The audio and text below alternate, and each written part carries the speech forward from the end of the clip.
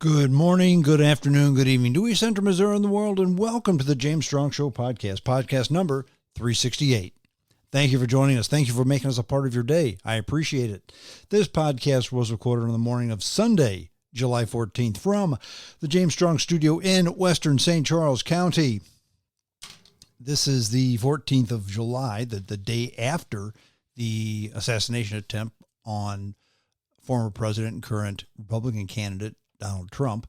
The topic of today's podcast will not cover this, and I'm going to tell you why. Not because it's not important, not because it's not a big news story, but because, like everything else, everybody and their dad are covering this story. Plus, some of you may not listen to this podcast a day, a week, a month after it's published. So it'll be old news. We'll have new news that'll come out between now and then. So it's not it's not relevant for a podcast, in my opinion. Okay, not that it's not important, because it's very important. Okay, I'm also not going to go into, oh, this is terrible, nothing should happen like this. Everybody knows this. Everybody believes this. Nobody thinks this is a good idea, except maybe the guy who tried to kill former President Trump, and he won't be making any more bad decisions in his life. Now, will he? Because I believe, in the words of the one witness, he had his head shot off by the Secret Service. So a lot of conspiracy theorist rumors are already going about. Well, why didn't they see this? Why didn't they do that? Why didn't they do this? I'll say this and then leave it be, and then go on to today's essay, which asks the question, will you live to be 150 years old? Here's the thing. All you conspiracy theorists out there who think that this is a big plot and the CIA has plotted to do this and that and that and this, I'll say it again. I've said it scores of times before. I'll probably say it scores of times again. Once upon a time, I was a much bigger conspiracy theorist than I am now. Conspiracies are still out there, okay? And some of them are legit. So I'm going to say I'm not a conspiracy theorist, but then we're going to do a feature on UFOs in the podcast today as well. So you can take that with a grain of salt if you like. But here's the thing. I just finished reading a book by former CIA Director John Brennan. John Brennan is he's still alive. He's not dead, but he spent his career as basically a lifelong bureaucrat, working for the CIA, working for the Obama administration, working in intelligence. He spent 4 years, I want to say, as CIA director. So this guy was at the top of the spooks. Okay.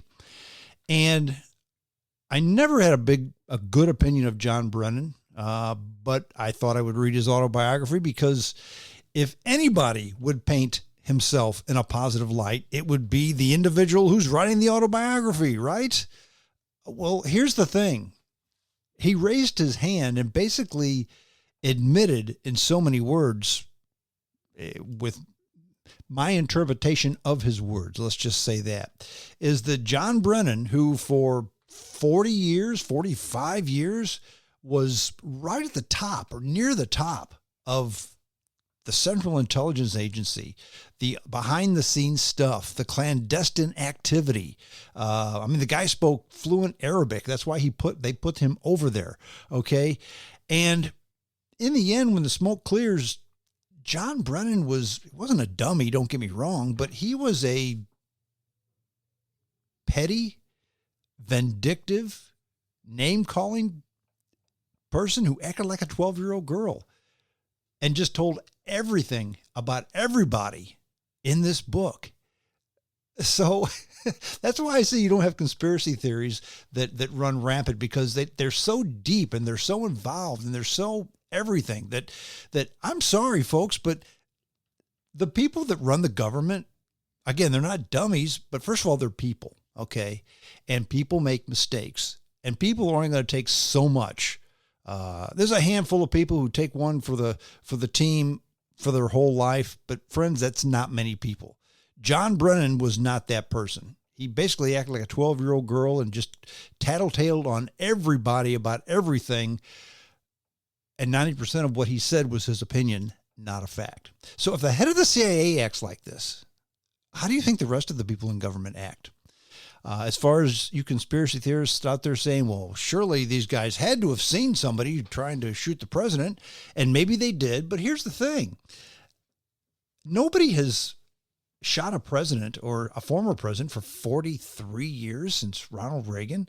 I will venture to guess that most of the agents on that detail weren't even alive then. Okay? 43 years ago, that's a long time ago. And when something like this happens, you can train and train and train and train and train. But then when the obvious is in front of you, you stop, you pause, you say, what the heck is going on here? And it doesn't take long for the obvious to start happening. So I think that's what happened here. I mean, luckily the guy wasn't a great shot, and Trump walked away, I don't want to say unscathed, because he did get part of his ear shot off, it looks like. But he'll be fine. But everything worked out for the best in the meantime, okay? Except for the bystander who got shot. So anyway, I don't believe this is any more than what we've read now. I could be wrong, but I doubt it. Okay, getting on to today's essay. Will you live to be 150? Scientists have been saying this for many, many years, that we're going to be lived to be 150 years old, because they point to better medicine, better health, better living conditions. They look at the curve of how things were 200 years ago, 100 years ago, 50 years ago, and it keeps going up and up and up until recently. We had the pandemic and things dumped just a little bit, but the pandemic's over and things aren't really going up much.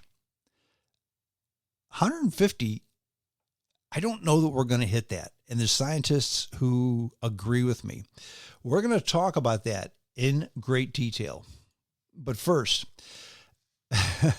from the guy who just said, there's no such thing as conspiracy theories for the most part. I have a UFO story. Is the UFO story a conspiracy theory? No.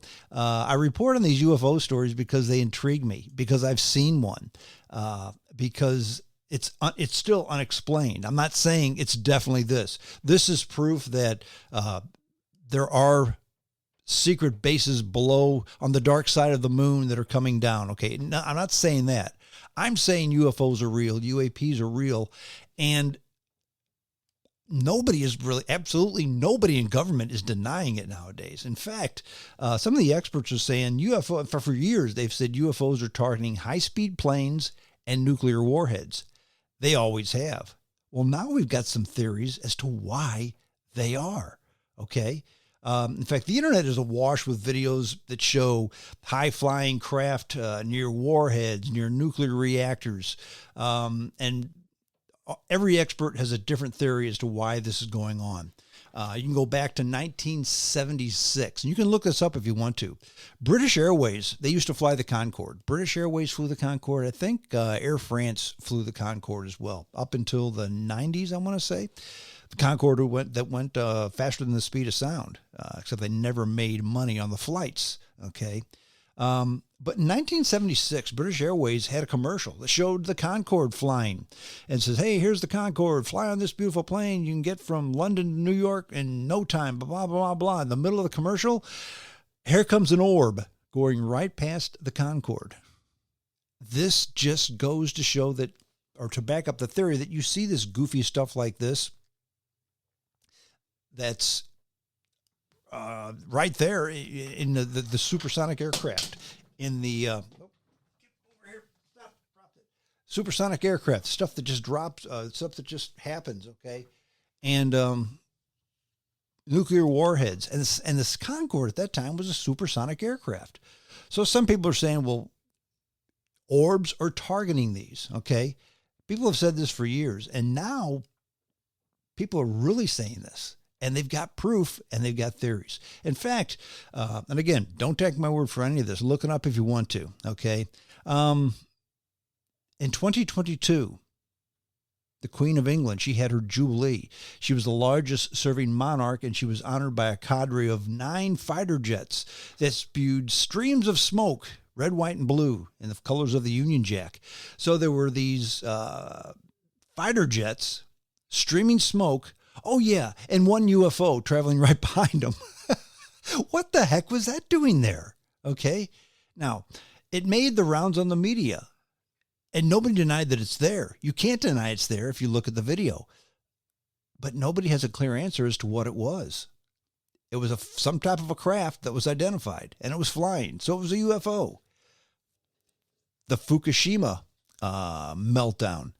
There's sightings of dozens of UFOs that appeared above Japan's Fukushima nuclear plant after the disaster in 2011. Lots of people saw them. In fact, local outlets even caught several glimmering white orbs right above the plant. And this happens a lot. On Skinwalker Ranch, if you've ever watched that show on the History Channel, which it's kind of goofy, but it's kind of interesting too. They've got dozens and dozens and dozens of pictures of orbs and craft that are all around the Skinwalker Ranch. And they disappear into this big hill, this mesa. Now, why is this? What's going on? Why is the activity near nuclear plants and fast-moving aircraft a thing?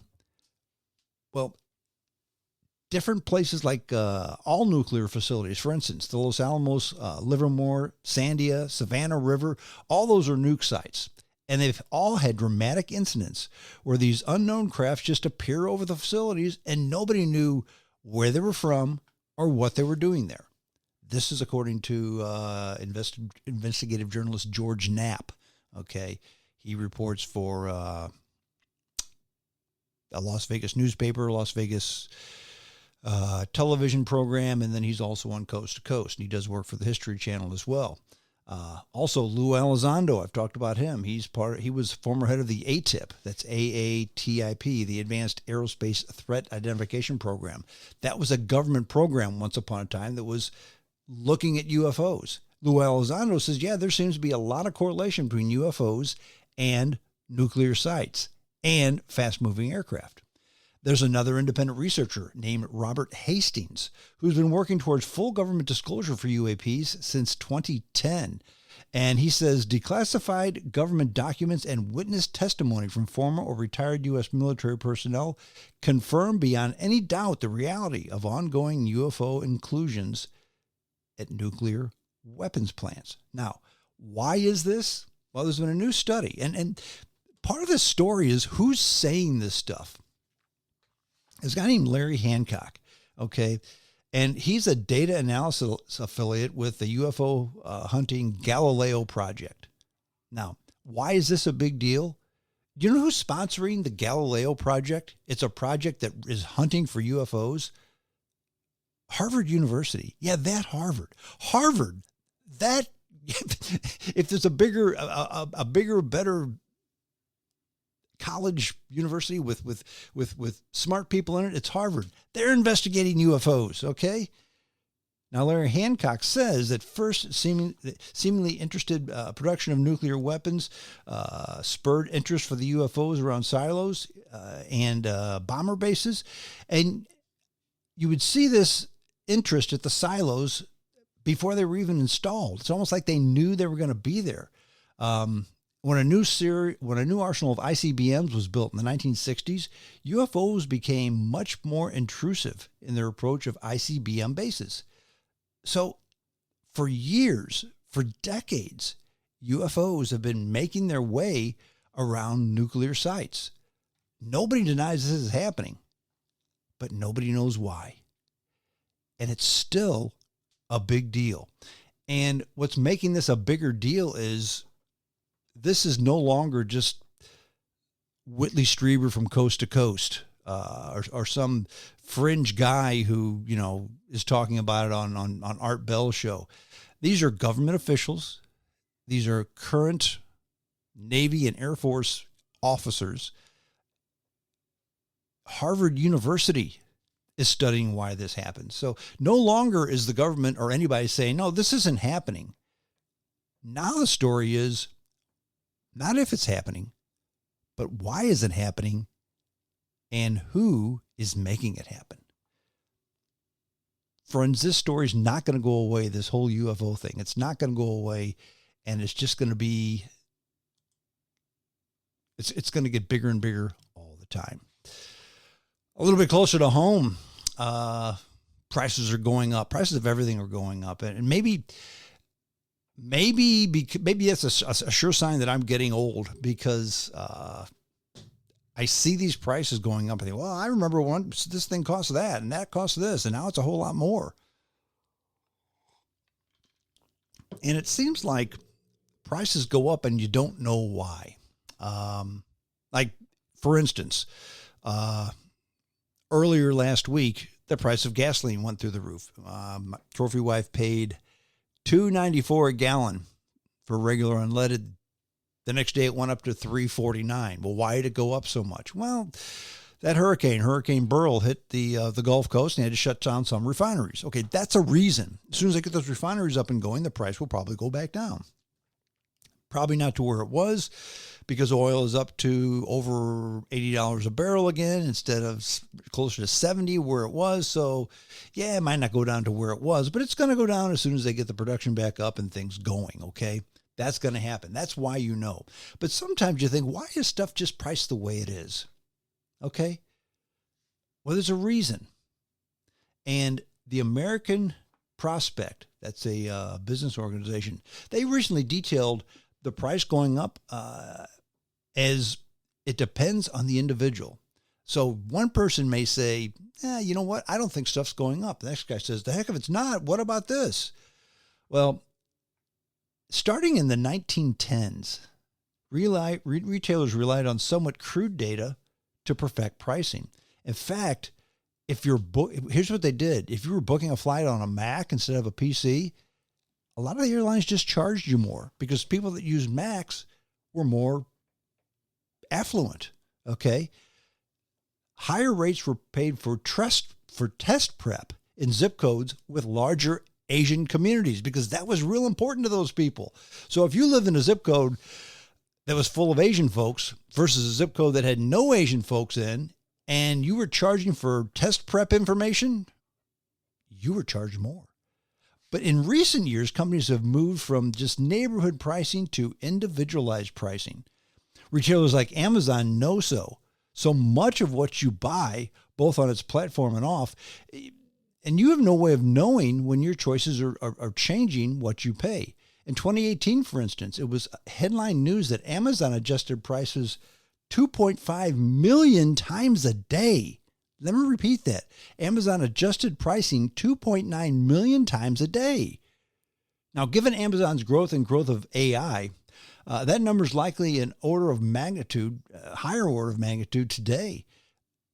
For retailers like Walmart, it's not enough to use our shopping history. In February, the real shopping behemoth agreed to buy our smart TV maker Vizio for more than $2 billion. In other words, they're not buying the TVs from Vizio anymore. They bought Vizio, okay? Now, that gives Walmart a windfall of intimate consumer data because they now have that information, because smart TVs not only monitor what we watch with Orwellian precision, but they track other devices with ultrasonic beacons that can even listen to what we're saying in the privacy of our own home. Now, Vizio specifically has been fined millions of dollars over allegations that it spied on its consumers. So basically, Vizio was a television company with smart TVs that spied on their people, or their customers, the people that bought their television sets, to get information out of them. This is terrible. This is awful. This is ridiculous. So Walmart buys the company, not so much to get the TVs, although that was part of it. They wanted the information on the consumers. Now, not only do retailers know what you've bought and how much money you make, but often they know where you are, how your day is going, what your mood is like, and all of which can be neatly synthesized by AI neutral networks to calculate how much you would pay for a given item at a given moment. And I think this is right, because I'll give you a perfect example. I wore a specific shoe. It's made by a company called Brooks. It's called the Brooks Beast. I've worn these shoes almost exclusively, probably for 20 years. They really feel good on my feet. They allow me to stay on my feet longer, do more stuff without foot pain. Brooks Beast, when I get online to buy them, because I buy them on Amazon because most shoe stores just don't sell them. Sure, you can order them from a running store, but they cost you $10 more, and you got to wait for them. I'm just going to order them on Amazon. I wear the same size. $150 is normally what you pay, between $140 and $160. Okay. My wife looked them up instead of me. $106. Now, why did they want to charge me $150 and her $106? Here's why. I buy a pair of Brooks every year, almost, between 9 and 13 months. I buy some. It's time. So they're going to charge me a lot. My wife buys her shoes online too, but she buys New Balance shoes. The Brooks people think she's going to buy their brand, so they made her a deal more in line to what New Balance charges. Psych! We ordered them, and she's getting them for $50 less. That's how the companies are charging you more, because they know more about you. Take phone battery allegations, okay? Even worse, people could be penalized because of their age, race, or class. Now, you're not supposed to do this, but they do it all the time. Take the phone battery allegation. Now, older people are more than twice as likely than younger users to have a phone that's at least 3 years old. Now, since older smartphones tend to have lower battery life, older people could end up paying more than younger people for the same Uber rides. You say, what? Well, how does that mean anything? Well, because it has to do with hidden algorithm prices, okay? In other words, people who are the most desperate and most vulnerable often pay the most. Algorithm prices discriminate. It can be basically a usury type thing. In fact, if your battery's about to die and you're out of the country, a ride sharing app will know that, and they might just drastically raise your personalized price because they know that you've got 10% battery life left and you need to get back to the hotel. They're going to charge you more. Is that age discrimination? It kind of is. How do you prove it? And if everybody's doing it, you can't throw them all in jail, right? So it's kind of bizarre, okay, about how this is happening. Now, how do you get around this? I'm not sure. I'm not sure how you get around it. You can try buying stuff the old-fashioned way. I'm going to start doing this. Pretty soon I'm going to be walking away from the day job. I'll be 65 years old. I can do that. And so I won't be traveling on business anymore, but I'll still be traveling on pleasure. I may just not go right on the app and place the reservation for the hotel. I might try to call the hotel from my phone or maybe my wife's phone and ask for a price and see if it's cheaper. So I'm going to be doing that in the future just to see how things are. Okay. So, and you can pay cash. If you just walk into a place and pay cash, nobody knows anything about anything because that paper money in your wallet, they don't know. That's the reason that a lot of places don't want to take cash. If they have your credit card, or basically if you pay on your smartphone, that's even better. They get all that information about you. They almost don't care. Okay, we didn't make anything on this sale. But they don't care because they have a lot of money to make money on the next sale. So very interesting information. Is this another conspiracy theory? I don't think so. Because nobody denies. I mean, everybody, you can see that it's happening and the businesses don't deny it. Okay. They're not saying, no, we never do this kind of stuff. They kind of smile and say, yeah, well, that's the way things are. They don't deny it. So if you're accused and you don't deny it, it's not a conspiracy theory. It's the real deal, and it's just the way things are. And how long we have to put up with this? Well, it depends. I'm close to 65, and if I live to be 150, like some people think, I got to put up with this for another, 85 years? But guess what? Here's the dirty little secret. We ain't living to be 150 years old, people. I've said this for a long time, and some of the smartest scientists in the world, some of the brightest minds in the world agree with me. So this is the topic of today's essay. Will you live to be 150? There's a guy, his name is S.J. Olshansky, and he studies the upper bounds of human longevity at the University of Illinois, Chicago. And he says, you know what? Most people shouldn't expect to live to even be 100. He does contend, however, that most people alive today, they're going to reach between anywhere from 65 to 90 before they die, which I'll sit here and say that's pretty good, but I'll be 65 next month. So I don't really want to think that, okay, well, statistically, this could be it for me. Okay. But other scientists have said, you know what? We're going to live to be 150. The person is alive today that's going to live to be 150. But there's one thing that's holding us back, says Jay Olshansky, and that's biology. Human evolution favors growth and reproduction, not living to excessive ages. Now, as people grow older, their cells and tissues accumulate damage. Breakdowns of one kind or another happen more frequently, and they get increasingly difficult to repair. Now, scientists believe there are likely many genes that affect the lifespan, and the aging is a complex process that's really not well understood yet. And Olshansky knows his viewpoint isn't very popular. In fact, the longevity business is booming.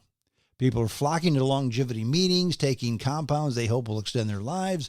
Investors are backing scientists' research with techniques to reprogram your cells to a younger state while the goal of restoring functions diminish with age. Longevity influencers argue that if they can live long enough, scientific breakthroughs will keep them going indefinitely. Really. Now, there's another guy, Dr. Peter Diamandis. He's a 63-year-old entrepreneur who runs longevity trips for investors to meet scientists in the field. Now, we're going to start to understand how to rejuvenate and revitalize ourselves. That's what science does. That's what Dr. Peter Diamandis says. Now, getting back to Jay Olshansky, he's 70 years old. And Olshansky is more confident than ever that his prediction is true. Not that we're going to live to be much, much older like Diamandis says, but 90 is pretty doggone good. Now, he and his cohorts say they've been studying the demographics and mortality data from 1990 through 2019 in the U.S. and other developed countries with the longest living populations. Now, over those 30 years, they found that life expectancy slowed. Now, it stopped even before COVID-19 drove life expectancies down. So people kept saying, well, it dropped when COVID hit. Okay, it did drop when COVID hit because a lot of people died younger than they should have. But before COVID hit, the curve slowed dramatically before COVID hit. Okay. Now, certainly the number of people over 100 has grown, Olshansky admits, and their ranks will continue to increase most dramatically in 2046. Why? Because that's the 100th anniversary of the baby boom that followed World War II. In other words, there's more of them, so more of them are going to live to be 100. But that demographic bump won't change the average life expectancy, he says. Olshansky predicts that under the best circumstances, less than 10% of newborns will make it to their 100th birthday. Less than 10%. Okay, Jan Vij, the chair of genetics at Albert Einstein College of Medicine in the Bronx, reached a similar conclusion from a different angle. Now, what Vij says is that he studied the maximum verified age of the oldest people dying in different countries. And that's the maximum age basically increased gradually from the 50s into the 90s, and then it plateaued. Friends, the 90s were 30 years ago, and it hasn't gone up in any of those countries since then.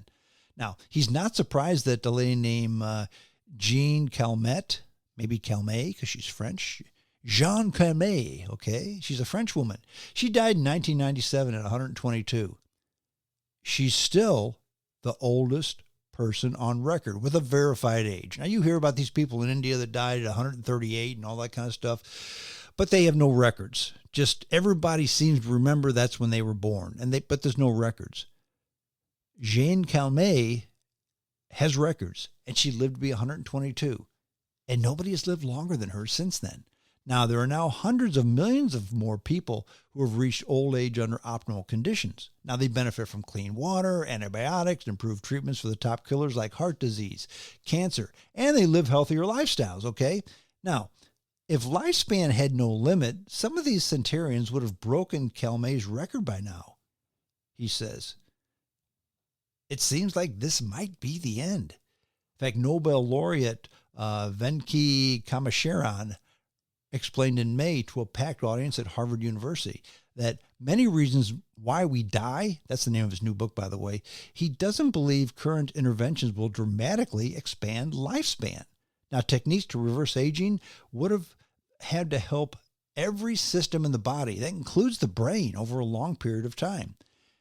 It's a more complicated system than people think to engineer away the causes of aging. Another person, Kare Christensen, the co-author of a paper predicting most newborns in the 2000s will likely live to be 100 if medical progress continued, said, it's really too soon to know who's right. In fact, future advances could make up for the stalled life expectancy gains. But then he also says that setback could be temporary. In fact, Christensen, he runs the studies on very old people at the Danish Aging Institute in Denmark. He said the people in their 90s have better conjunctive functions and healthier teeth over their lifetimes than their counterparts born just 10 years earlier. I would say prepare for your 90s instead, not necessarily over 100. That's realistic. Now, getting back to Olshansky. Olshansky's foray into the limits of lifespan began in 1990 when he published a paper in Science magazine stating that life expectancy wouldn't rise dramatically even if diseases including cancer and heart disease are eliminated. And he's been saying this ever since. Now, James Voelpel, he's a demographer, he pushed back. In 2021, Voelpel pointed to statistics showing that around 1840, life expectancy at birth increased almost 2.5 years per decade in some countries. Now, Voelpel and Olansky published dueling papers over decades until Voelpel's death in 2022. Oh, by the way, he only lived to be 76, not 140. Now, Stephen Austad, he's a professor of biology at the University of Alabama at Birmingham. He was asked at a 2001 scientific meeting when he thought the first person to live to 150 would be born. He said, I think that person's already alive. Okay? Now, when Olansky heard about that, he bet Austad that it wasn't true. In 150 years, he argued, there still wouldn't be a person alive that's 150 years old. The men made a wager, $150 each. They put into a fund to pay out in 150 years. When the winner's heirs, they can reap the profits. A decade ago, they added another $150 to the account. Now, Alstead said he agreed with Olshansky that most newborns born now won't live to be 100, but he thinks his optimism that someone will be 150 is justified. He pointed to the study showing the compound rapamycin extended lifespan of mice, even though they're getting started later in life. Some longevity enthusiasts are taking ripamycin themselves. Studies on other potential anti-aging compounds are underway.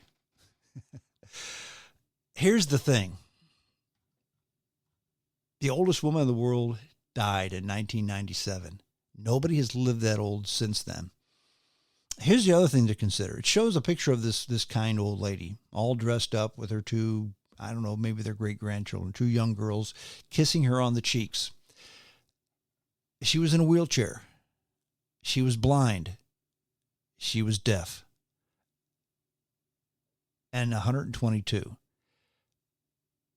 Let me ask the question of you.